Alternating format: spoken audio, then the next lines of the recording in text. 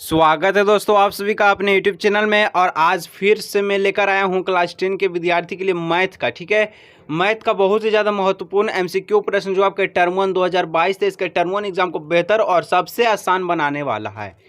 Video को शुरू से लेकर अंत तक देखिए। दोस्तों के साथ इस वीडियो को शेयर नहीं किया, दोस्तों के साथ इस वीडियो को जरूर शेयर कीजिएगा ताकि उन्हें भी इस वीडियो का लाभ हो सके और आपका भी इस वीडियो से लाभ हो सके। ठीक है, और चैनल को अभी तक सब्सक्राइब नहीं किया, चैनल को जरूर सब्सक्राइब कीजिएगा।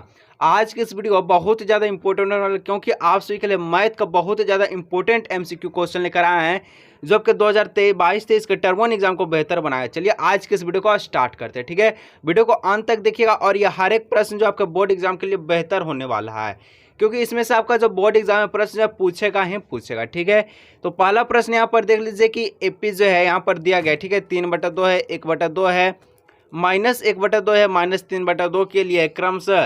ठीक है, प्रथम पद A और सर्व अंतर जो D क्या है, यहाँ की AP दिया गया है। ठीक है, पूछा कि यहाँ पर ध्यान से देखा गया कि प्रथम पद A पूछा है, सर्व अंतर पद क्या D पूछा है, क्या होगा तो यहाँ पर हम लोग निकालेंगे। आपको पता है A क्या होता है कि जो शुरू वाला जो पद है वही आपका A होता है, यानी कि 3/2 है, ये आपका जो A है। ठीक है, तो इसमें अब D क्या होगा। ठीक है, अब D का बात आता है तो D इसमें क्या होगा दोस्तों, तो यहाँ पर देख लीजिए सेकंड जो पद है उसको हम लोग फर्स्ट से माइनस कर लेंगे।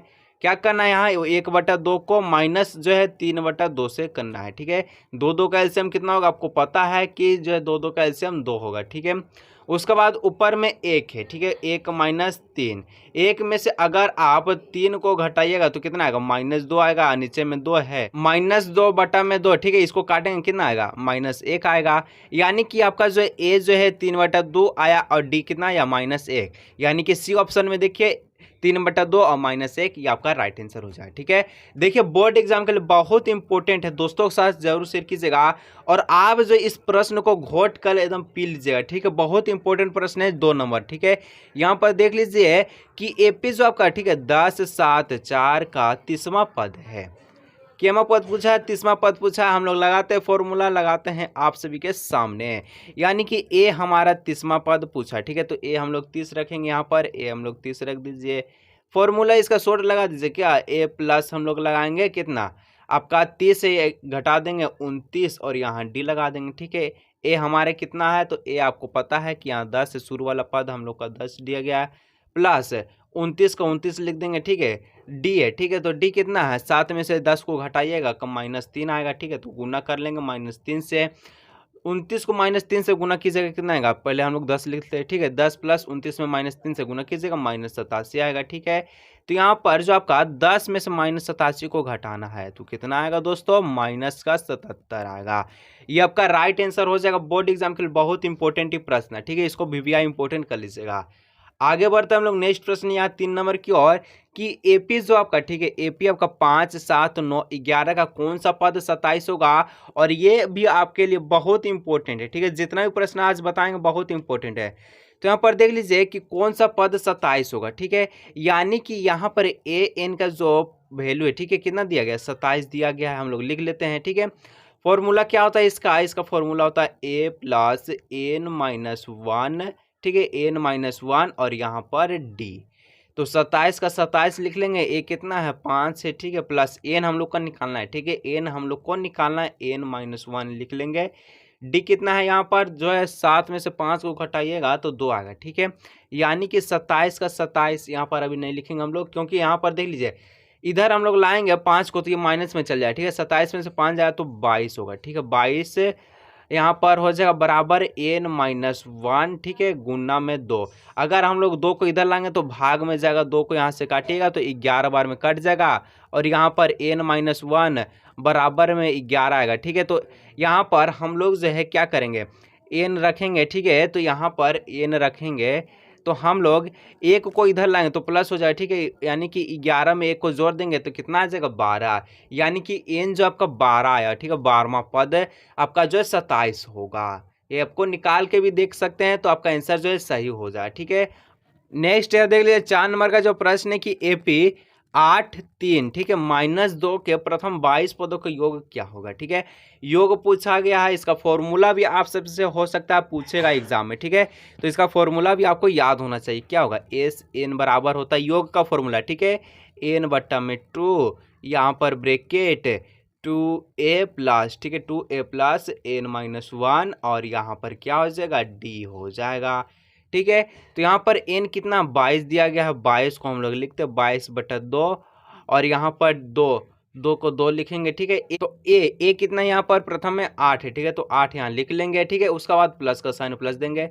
n-1 n कितना 22 में से 1 जाएगा 21। ठीक है, गुने आपका d 3 में से 8 को घटाइएगा तो -5 आएगा। ठीक है, 3 में से 8 को घटाइएगा -5 आएगा। यहाँ काट लीजिए, 2 एकम 11, 11 दूना का 22 हो जाएगा। ठीक है, 11 दूना 22 और 2 गुना 8, ठीक है, 16 हो जाएगा। यहाँ पर 11 लिख लीजिए, 11 गुना यहाँ ब्रैकेट में आपका जो 16 चला जाएगा। ठीक है, ब्रैकेट में 16 प्लस और 21 को अगर -5 से गुना कीजिएगा तो आएगा माइनस आपका 105। ठीक है, तो ये ब्रैकेट में हम लोग लिखेंगे। माइनस प्लस क्या होता है, माइनस होता है, यानी कि 16 में से -105 घटाइएगा तो कितना आएगा, यहाँ पर 6 में से गया 5 यानी कि 89 आएगा। ठीक है, कितना आएगा 89 आएगा, कितना माइनस में आ गया। ठीक है, और यहाँ पर 11 बचा गया है। ठीक है, 11 कितने में, गुना में। ठीक है, 11 गुना में है, 89 को 11 से गुना कीजिए, आपका जो आंसर है कितना आएगा, डी, यानी कि -979 आ जाएगा। ठीक है, यहाँ पर हम लोग करके देख लीजिए गुना। 89 को 11 से 9 एकम 9 8 एकम 8। ठीक है, 9 एकम 9 8 एकम 8, 9 यहाँ लिख देंगे, 9 8 17 7 1 8 1 9 7 9 माइनस का था, माइनस में सर आ गया। ठीक है, आगे बढ़िए। यहाँ 5 नंबर का जो प्रश्न है बहुत इंपॉर्टेंट। ठीक है, देख लीजिए, समान भुजाओं वाली सभी बहुभुज समरूप होते यदि उनकी संगत भुजाएं, क्या होगा। ये जो आपका प्रश्न है बहुत इंपॉर्टेंट, ध्यान से सुनिए। ठीक है, बहुभुज का समरूप है। ठीक है, सभी भुजाओं वाली सभी समान भुजाओं वाली सभी बहुभुज समरूप है तो यदि उनकी संगत भुजा क्या होगा, समानुपाती होगा, तभी आपका जो है क्या होगा, बहुभुज समरूप होगा। ठीक है, नेक्स्ट यहाँ देख लीजिए, आकृति दिया गया है, ध्यान से देखिएगा। आकृति यदि AD आपका 1 है। ठीक है, AD आपका 1 है, DB आपका 1.5 है। ठीक है, DB आपका 1.5 है, उसके बाद AE आपका जो है 2 है, 2 लिख दीजिए। EC आपका जो है 4 है। ठीक है, तो निम्न में से कौन सा कथन सत्य होगा, सबसे पहले हम लोग इसको सोल्व करेंगे। अगर ये दोनों, ठीक है, ये और ये अगर समानुपाती आया तो हम लोग समानुपाती कर लेंगे। तो यहाँ पर देख लीजिए कि ये 1 में 1.5 आएगा। ठीक है, क्या आएगा, 1 में यहाँ पर 1.5 आएगा। ठीक है, और इधर काटेंगे तो 2, अगर हम लोग 2/4 लिखेंगे। ठीक है, 2/4 लिखेंगे तो ये 1 में 2, यानी कि इधर 1 में 1.5 और इधर 1 में 2, तो ये क्या समानुपाती होगा, नहीं, यानी कि ये समरूप नहीं होगा। तो यहाँ पर ऑप्शन दिया गया है डी जो पैरेलल है BC का, नहीं जी, डी जो है क्या बराबर है BC का, समानुपाती रहेगा तभी ना बराबर होगा, नहीं, ये भी गलत। ठीक है, डी जो BC पर लंब है, कुछ भी यहाँ नहीं दिख रहा है, यानी कि डी ऑप्शन आप सभी का राइट आंसर हो जाए। ठीक है, देखिए जहां मैथ में दिक्कत होता है कमेंट बताया, जो भी चैप्टर से दिक्कत होता है। ठीक है, नेक्स्ट यहाँ देख लीजिए 7 नंबर की समरूप, ठीक है, भुजाओं त्रिभुज की संगत भुजाओं होती है। ठीक है, समरूप त्रिभुज की संगत भुजा क्या होगा, हमेशा वो समानुपाती हो। ठीक है, समरूप त्रिभुज की संगत भुजा समानुपाती होता है, अभी आपको मैंने बताया। नेक्स्ट यहाँ देख लीजिए 8 नंबर है कि त्रिभुज, ठीक है, ABC तथा PQR के लिए कौन सा कथन सत्य है। ये छोटका और ये बड़का में जो आपको दिख रहा है, यहाँ पर सबसे पहले देखिए, यहाँ पर 3√√3 है। ठीक है, अगर इसको दुगुना करेंगे तो 6√3 आएगा, ये बात सही है जी। 6 को 2 से गुना कीजिएगा 12 आएगा, 3.8 को अगर गुना कीजिएगा 2 से 60.6 आएगा, यानी कि छोटका जो है ये बड़का का क्या होगा, समरूप हो जाएगा। ठीक है, आखिर के ये क्या होगा, ये आपका जो दुगना आ जा रहा है कि नहीं जा रहा है, यानी समरूप है। तो यहाँ पर आपको यहाँ पर क्या देखना पड़ेगा, यानी कि यहाँ पर देख लीजिए सबसे पहले आपका AC जो भुजा है किसका बराबर है, RP का। ठीक है, तो त्रिभुज आपका किस प्रकार से समरूप होगा, त्रिभुज A, ठीक है, ABC, ठीक है, ABC जो है क्या होगा, जो आपका समरूप त्रिभुज होगा RQP का। ठीक है, तो यहाँ पर भी ऑप्शन आपका राइट आंसर हो जाएगा। नेक्स्ट यहाँ देख लीजिए 9 नंबर का जो प्रश्न है कि मान लीजिए, ठीक, मानना आपको कोई दिक्कत नहीं है। ठीक है, त्रिभुज ABC जो है समरूप है DEF का। ठीक है, तो इनके क्षेत्रफल क्रमश का 14 कितना है 64 सेंटीमीटर स्क्वायर और 121 सेंटीमीटर स्क्वायर यदि, ठीक है, EF जो आपका यहाँ पर दिया गया है 15.4, तो BC क्या होगा। ठीक है, BC हम लोग को निकालना है। तो सबसे पहले आपको ये जो थ्योरी है इसका थ्योरी आपको पता होना चाहिए, क्या है, जो ये का क्षेत्रफल, ठीक है, दो त्रिभुज का आपका जो क्षेत्रफल है क्या होता है, भुजाओं के वर्ग का स्क्वायर होता है, ठीक है। ये आपका थ्योरी है, एग्जाम में पूछ सकता है, ठीक है। तो यहाँ पर देख लीजिए कि 64 जो आपका दो भुजाएं 64/121, ठीक है।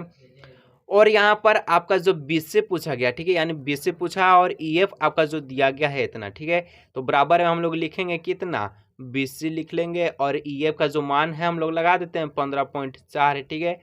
और इसका क्या करेंगे, होल स्क्वायर देंगे तबे तो आपका निकलेगा, ठीक है। तो यहाँ पर 64/121, ठीक है, इसका हम लोग अगर अंडर रूट करेंगे, ठीक है, होल स्क्वायर अगर काटेंगे तो इधर अंडर रूट जाएगा, तो 64 को हम लोग निकालेंगे तो 8 आएगा और 121 को 11, तो 8/11 है, ठीक है। अभी सोल्व नहीं हुआ है, यहाँ पर देख लीजिए 8/11 बराबर, ठीक है, 20 और यहाँ पर जो है 15.4, ठीक है। तो 20 को अगर गुना कीजिएगा तो 20 बराबर आ जाएगा क्या, ये आपका जो गुना में था तो ये आपका भाग में चला जाएगा, यानी 15.8, ठीक है। ये दोनों तो गुना 15.8 गुने आपका जो 15.4 गुने 8 बट्टा में 11 हो जाएगा, ठीक है। अब इसको काटना है, ठीक है। तो सबसे पहले हम लोग देख लेते हैं, ठीक है, 20 जो आपका था कितना था, यहाँ पर हम लोग देखते बराबर में था आपका 15.4 गुने 8, ठीक है। और नीचे में था आपका 11, ठीक है, 11, यानी यहाँ पर हम लोग सिर्फ 11 लिखेंगे। तो इसको काटिएगा तो कितना बार में जाएगा, ये चला जाएगा आपका यहाँ पर 11 एकम का 11, ठीक है।